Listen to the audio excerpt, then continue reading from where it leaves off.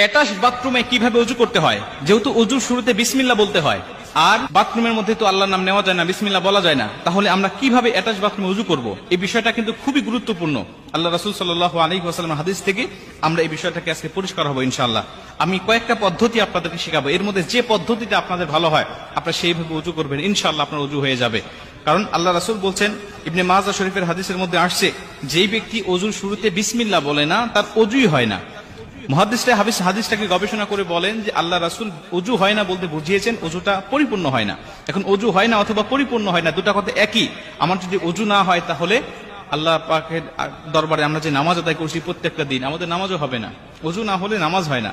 এর জন্য ওযুটাকে কমপ্লিট করতে হবে, ওযুটাকে পরিপূর্ণ করতে হবে। এখন এই ওযুটাকে কিভাবে পরিপূর্ণ করব? কারণ আমাদের অনেকের বাসায় অ্যাটাচ বাথরুম আছে, নিজের বাসায় না থাকলে আত্মীয়দের বাসায় গেলে অ্যাটাচ বাথরুমে ওযু করতে হয়, বা অফিস আদালতে গেলে অ্যাটাচ বাথরুমে ওযু করতে হয়, হোটেলে গেলে, কোথাও ঘুরতে গেলে আমাদের অ্যাটাচ বাথরুমে ওযু করতে হয়। তাহলে এই মাসআলাটা আমাদের সকলে জানতে হবে।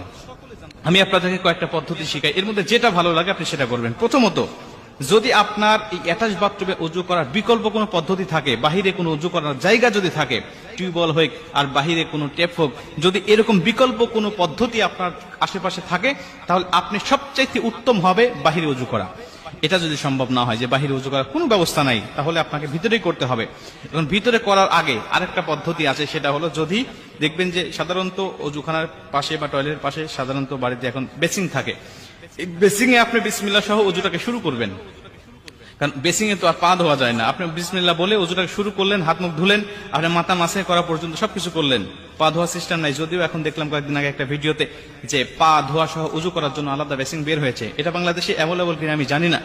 তো আমাদের সাধারণত নর্মাল যে বেসিং গুলো থাকে, এটাতে আপনি ওযু শুরু করলেন, শুরু করার পরে শুধু পা ধোয়াটা বাকি রেখে আপনি টয়লেটে গিয়ে পাটা ধরলেন, এটাও অনেক উত্তম হবে, এটাও আপনার জন্য অনেক ভালো হবে। যদি এটাও সম্ভব না হয়, তাহলে আপনি 3 নম্বরে আপনি একটি কাজ করবেন, আপনার বাথরুমের যে টেপ আর যে কমোড, এটা হাই কমোড হোক আর লো কমোড হোক, এর মাঝামাঝি একটা কাপড় দিয়ে পর্দা দিয়ে দিবেন। তাহলে কোনো ইখতিলাফ থাকবে না, এর মধ্যে কোনো সন্দেহ থাকবে না, আপনি এই সন্দেহ মুক্তভাবে ওযু করতে পারবেন। যদি পর্দা দেওয়া সম্ভব না হয়, কোনোটাই আপনার সম্ভব হচ্ছে না, বাহিরে ওযু করা সম্ভব হচ্ছে না, বেসিং থেকে শুরু করা সম্ভব হচ্ছে না, পর্দা দেওয়া সম্ভব হচ্ছে না, তাহলে আপনি একটি কাজ করবেন, সেটা হলো অবশ্যই বাথরুমে ঢোকার সময় তো আপনি একটি দোয়া পাঠ করতেছেন, আল্লাহুম্মা ইন্নী আউযু বিকা মিনাল খুবুসি ওয়াল খাবাইস। এই দোয়াটা আপনি পাঠ করে তো ভিতরে প্রবেশ করতেছেন। এই দোয়াটা পাঠ করার সময় অবশ্যই আল্লাহর নাম নিয়ে আপনি ঢুকেছেন। ঢোকার পরে আপনি ওযু করার সময় অবশ্যই দিলে দিলে, যেভাবে আমরা টয়লেটের মধ্যে ইস্তেগফার পাঠ করি, এটা তো পড়তে হয়, আপনারা সকলেই জানেন যে দিলে দিলে ইস্তেগফার পড়তে হয় বিভিন্ন খারাপ জিন, বিভিন্ন খবিস খান্নাসের হাত থেকে বাঁচার জন্য। ওইভাবে দিলে দিলে আপনি ওযু শুরুতে আপনি বিসমিল্লাহ পাঠ করবেন, মুখে উচ্চারণ করে নয়, দিলে দিলে। এরপরে ওযু থেকে বের হয়ে